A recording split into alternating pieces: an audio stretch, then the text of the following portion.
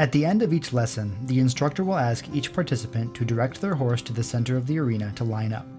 Once all participants are in place, the instructor will individually dismount each participant with volunteer assistance. Participants will be asked to thank their horse and volunteer team. It is critical that all participants receive the necessary guidance to return them safely to the viewing area. A participant should never be allowed to wander off, causing an unsafe scenario. During a group dismount on the near side, the instructor will approach the horse and stand closest to the horse's head. The instructor then cues the rider to place the reins on the horse's neck and remove both feet from the stirrups. The rider will then be cued to lean forward as if they were going to give the horse a hug around the neck. The offside volunteer will lift the rider's right leg to the midpoint on the horse's back. At this time, the nearside volunteer will assist the rider's right leg through the remainder of the motion. The rider will then slide down the side of the horse, facing the saddle. Immediately following dismount, the instructor will direct you to guide the participant back to the viewing room.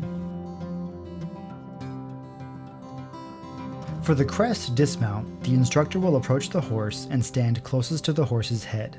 The instructor then cues the rider to place the reins on the horse's neck and remove both feet from the stirrups.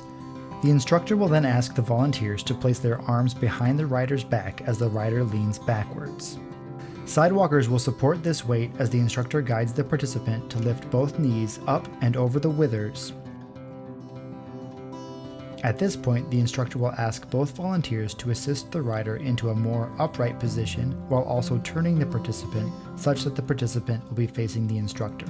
The instructor will then guide the participant to the ground such that the participant will be facing the instructor and volunteers upon dismount. Immediately following dismount, the instructor will direct you to guide the participant back to the viewing room. An emergency dismount is utilized anytime a weather, medical, or equine-related emergency occurs.